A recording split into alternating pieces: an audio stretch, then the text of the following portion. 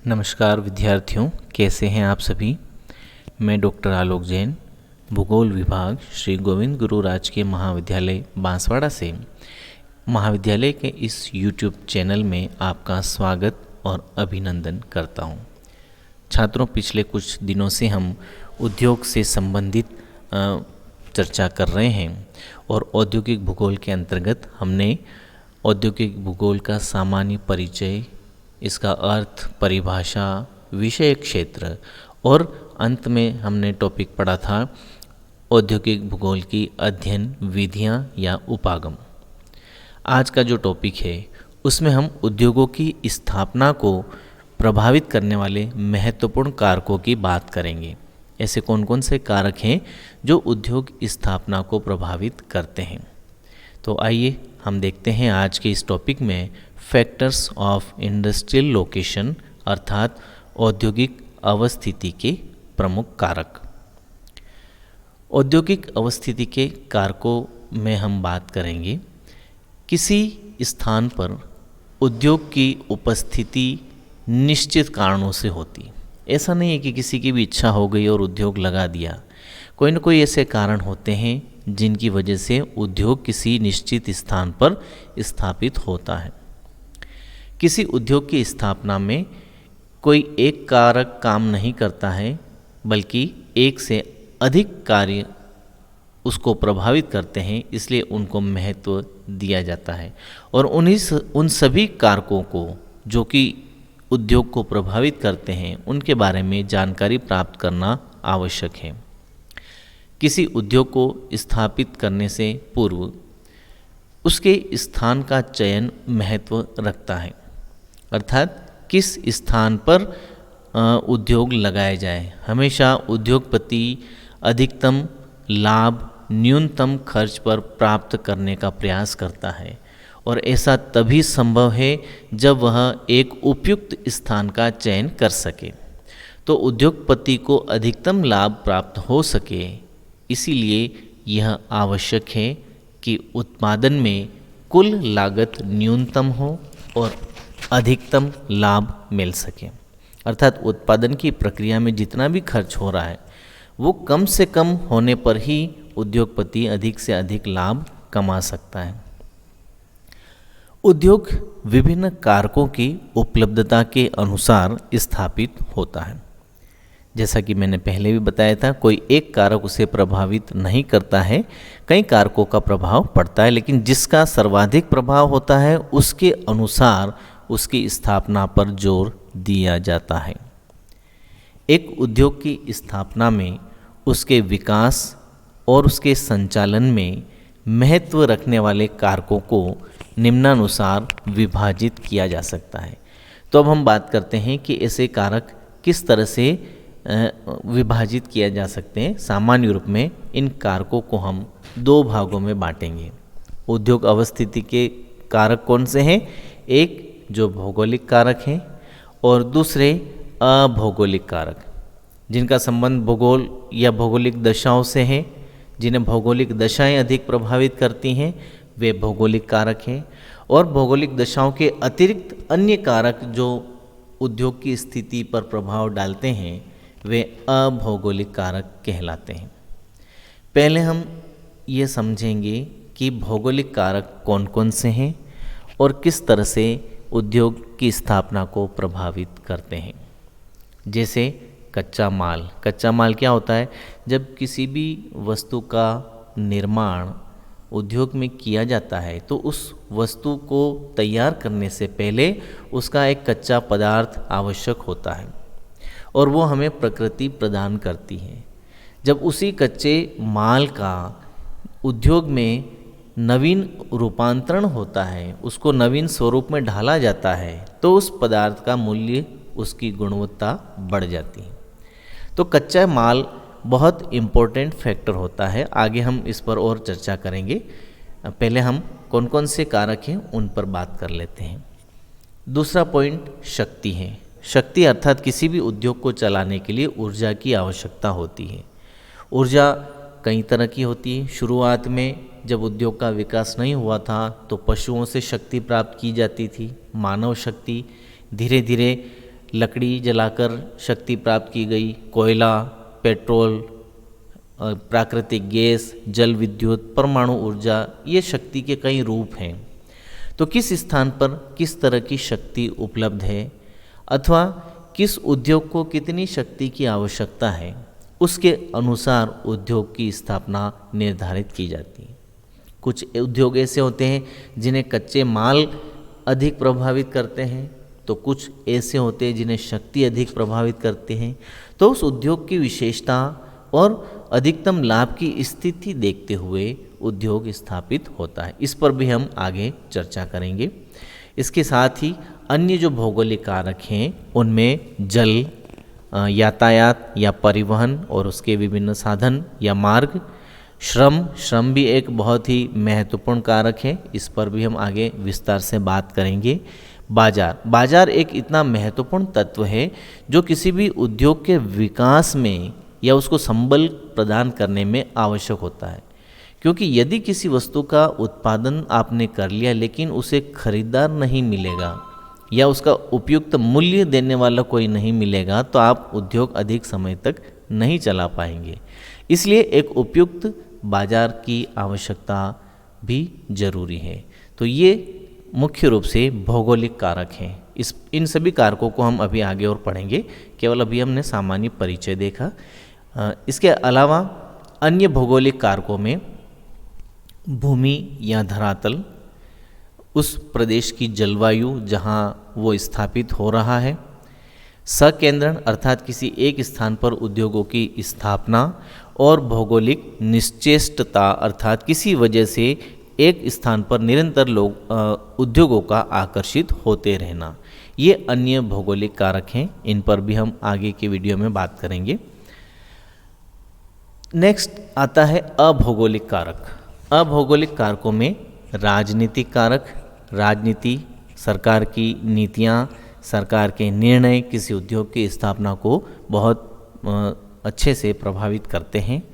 आर्थिक कारक, किसी भी उद्योग के संचालन में पूंजी के बिना, आर्थिक कारकों के बिना सब कुछ व्यर्थ है, तो आर्थिक कारक भी उद्योग को प्रभावित करते हैं। आर्थिक कारकों की बात करने के बाद तकनीकी कारक, क्योंकि कोई भी लार्ज स्केल उद्योग हैं, जो विशालकाय आजकल उद्योग चल रहे हैं, उनमें टेक्निकल पॉइंट ऑफ व्यू से काफ़ी उसका योगदान बढ़ जाता है, उसका तकनीकी कारक बहुत महत्व रखता है। आधुनिक मशीनें होती हैं, आधुनिक तकनीकियां हैं जिनका इस्तेमाल करके आप किसी क्षेत्र में अधिक उत्पादन कर सकते हैं, तो ये कारक भी उद्योग की स्थापना को प्रभावित करता है। साथ ही औद्योगिक क्षेत्र में नवीन शोध, अनुसंधान आदि के द्वारा हम आर्थिक विकास को गति प्रदान कर सकते हैं। तो इस तरह से ये प्रमुख अभौगोलिक कारक हैं। इनके अलावा भी कुछ औद्योगिक या स्थानीयकरण के तत्व हैं, जैसे स्थानीय कर, जिस स्थान पर उद्योग लगाया जा रहा है, चाहे वो किसी देश में हो, प्रदेश में हो, तो उनका अलग अलग स्थानीय कर किस तरह से उनको सहायता कर सकता है, उस पर भी उद्योग की स्थापना निर्भर करती है।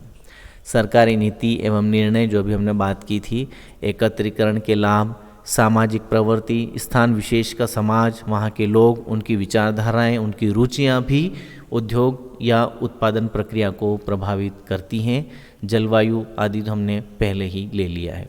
तो इस तरह से ये मुख्य तत्व हैं जो किसी भी स्थान पर उद्योग स्थापना को गहराई से प्रभावित करते हैं।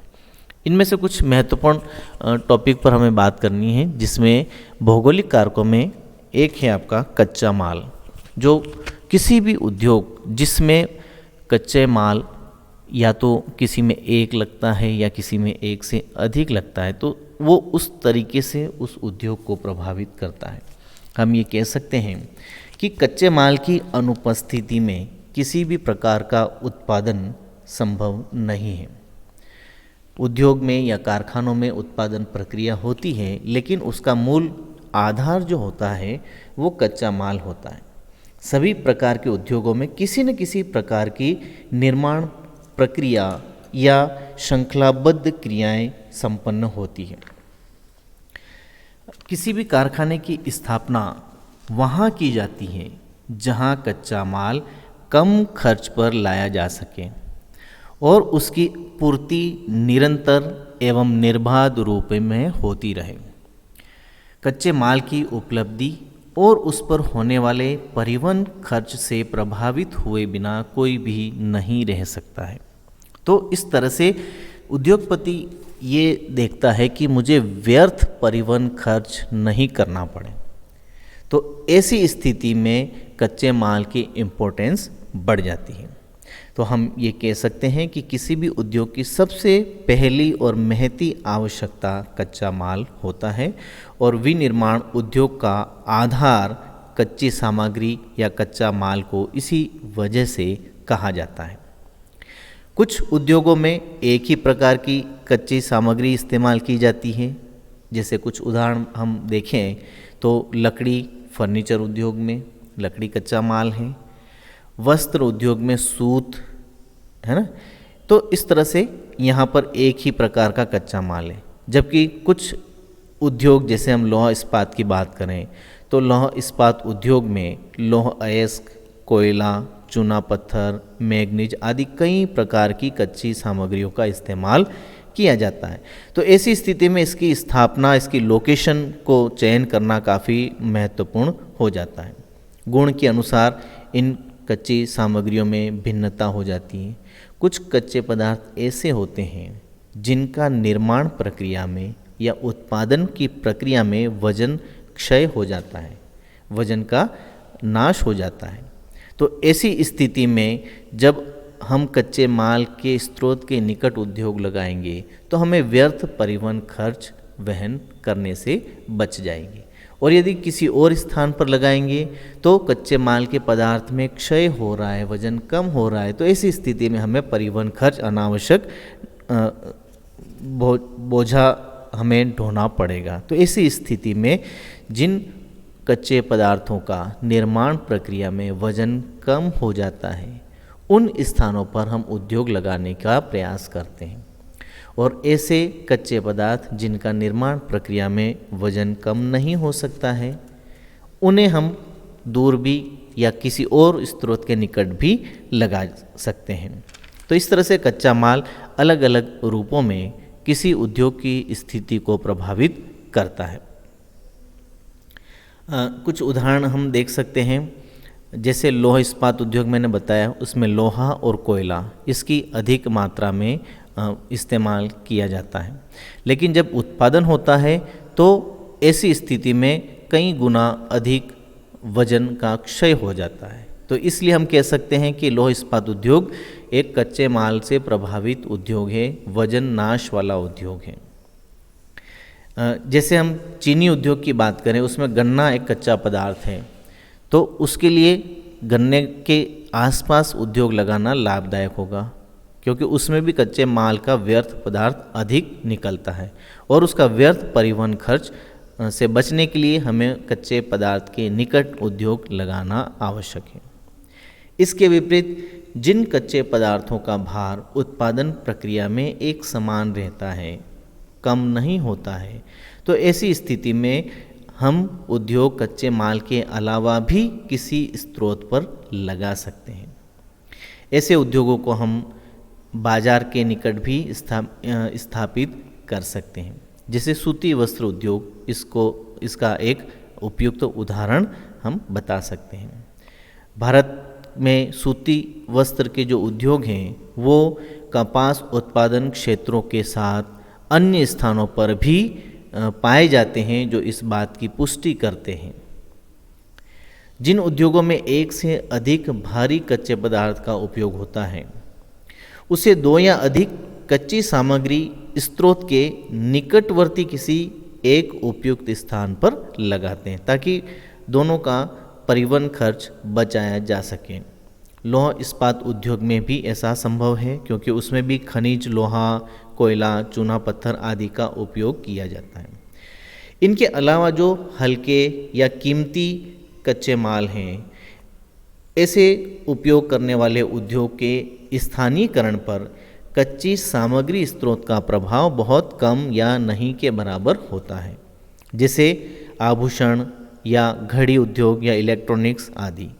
तो ऐसे उद्योग कच्ची सामग्री स्रोत के आकर्षण से मुक्त रहते हैं। इन्हें हम फूट लूज इंडस्ट्रीज़ के नाम से जानते हैं, स्वतंत्र उद्योग के नाम से जानते हैं।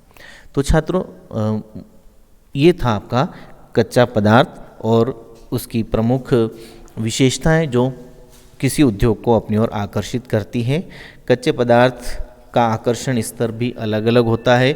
इसमें शुद्ध पदार्थ भी हो सकते हैं जिनमें अनावश्यक वस्तुएं मिली हुई नहीं होती हैं।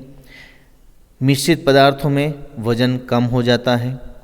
स्थानिक पदार्थ जो किसी स्थान विशेष पर ही मिलते हैं, और सर्वत्र सुलभ पदार्थ जो एक से अधिक या किसी भी स्थान पर उपलब्ध हो सकते हैं।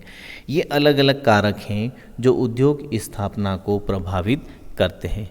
छात्रों, ये टॉपिक काफ़ी लंबा है और इस टॉपिक को मैं यहाँ समाप्त करता हूँ। अगले बिंदुओं की चर्चा हम अगले टॉपिक में करेंगे। तब तक के लिए थैंक यू।